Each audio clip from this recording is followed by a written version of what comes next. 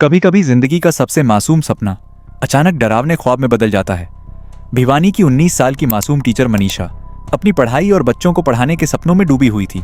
लेकिन 11 अगस्त 2025 की दोपहर से शुरू हुई उसकी कहानी 13 अगस्त की सुबह एक खौफनाक सच बन गई। कहा जाता है कि एक छोटी सी लापरवाही कभी कभी पूरी जिंदगी छीन लेती है। मनीषा के केस ने भी यही साबित किया, गुमशुदगी से लेकर लाश मिलने तक।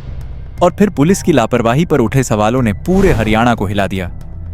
आज हम आपको लेकर चलेंगे उसी सफर पर जहां एक परिवार की उम्मीदें टूटी, पुलिस की कार्यप्रणाली पर सवाल खड़े हुए और इंसाफ की जंग शुरू हुई। तो आइए परत दर परत खोलते हैं इस खौफनाक मर्डर केस को।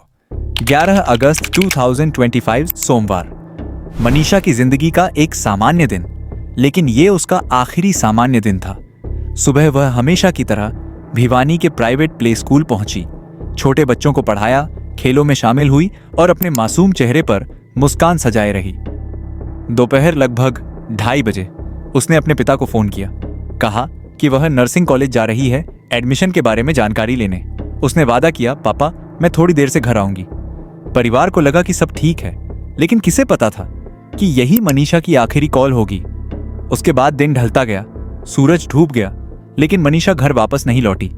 ये शुरुआत थी एक डरावनी कहानी की। जैसे जैसे शाम हुई, परिवार की बेचैनी बढ़ने लगी। बार बार फोन किया गया, लेकिन मनीषा का मोबाइल लगातार स्विच ऑफ था। माँ पिता की आंखों में डर साफ झलक रहा था। रिश्तेदारों और दोस्तों से पूछताछ की गई, लेकिन किसी को नहीं पता था कि मनीषा कहाँ है। रात गहराती गई और घर के दरवाजे पर बैठा परिवार सिर्फ यही सोच रहा था, कहीं कोई अनहोनी तो नहीं हो गई। सुबह होते होते परिवार पुलिस के पास पहुंचा। उन्होंने गुमशुदगी की शिकायत दी, लेकिन वहां मिला जवाब उम्मीद तोड़ देने वाला था। पुलिस ने कहा, लड़की कहीं चली गई होगी, 4-5 दिन में खुद लौट आएगी। एक माँ बाप का दर्द, एक बहन का रोना और पूरे परिवार की तड़प, सब अनदेखी कर दी गई। शायद अगर उसी वक्त पुलिस ने गंभीरता दिखाई होती। 12 अगस्त को परिवार ने औपचारिक गुमशुदगी रिपोर्ट दर्ज कराई, लेकिन अब परिवार को उम्मीद थी कि पुलिस अब तुरंत सीसीटीवी, मोबाइल लोकेशन और हर एंगल से जांच शुरू करेगी। हकीकत बिल्कुल उलट थी। नर्सिंग कॉलेज का सीसीटीवी फुटेज भी समय पर नहीं लिया गया। पुलिस लगातार यही कहती रही, कहीं चली गई होगी। परिवार खुद सबूत जुटाने की कोशिश करता रहा। रिश्तेदार, गांव के लोग सभी खोज में निकल पड़े, लेकिन पुलिस की तरफ से कोई ठोस कदम नहीं उठाया गया। इस बीच हर घंटे, हर दिन परिवार की उम्मीद टूटती चली गई। लोगों के बीच सवाल उठने लगे, क्या पुलिस जानबूझकर ढिलाई बरत रही है, या फिर इस केस के पीछे कोई ऐसा हाथ है जिसे बचाया जा रहा है। यह सब संदेह को और गहरा करता गया।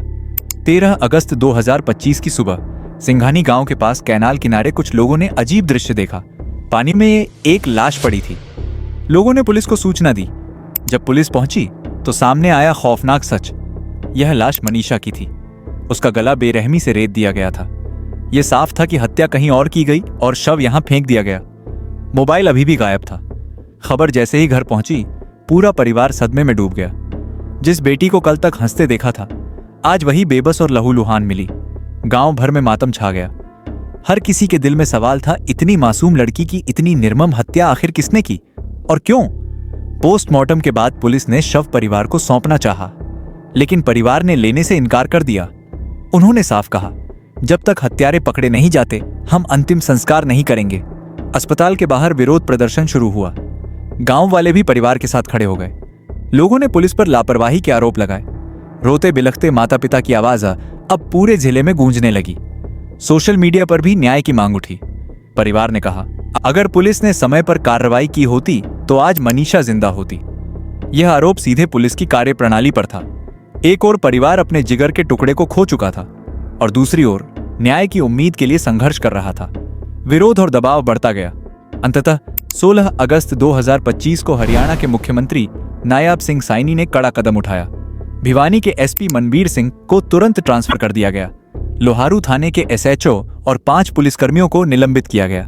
नए एसपी के तौर पर आईपीएस सुमित कुमार की नियुक्ति की गई। यह सरकार का संदेश था, लापरवाही बर्दाश्त नहीं की जाएगी। बीजेपी सांसद धर्मबीर सिंह भी परिवार से मिलने पहुंचे। उन्होंने भरोसा दिलाया कि आरोपियों को जल्द पकड़ा जाएगा। लेकिन सवाल वही रहा, मनीषा को किसने मारा और अब तक कोई गिरफ्तारी क्यों नहीं हुई? आज मनीषा की मौत केवल एक परिवार की त्रासदी नहीं है। यह सवाल है, क्या हमारी बेटियां सुरक्षित हैं? क्या गुमशुदगी को हल्के में लेना एक अपराध नहीं है?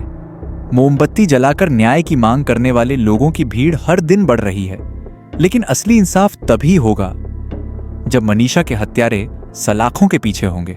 एक बेटी जो सपनों के साथ जीना चाहती थी, आज उसकी तस्वीरें हाथों में लेकर लोग इंसाफ मांग रहे हैं। यह केस सिर्फ भिवानी का नहीं, यह हर उस घर का है जहां बेटियां हैं, और हर माँ बाप यही सोच रहा है, अगर पुलिस समय पर गंभीर होती तो शायद आज मनीषा जिंदा होती।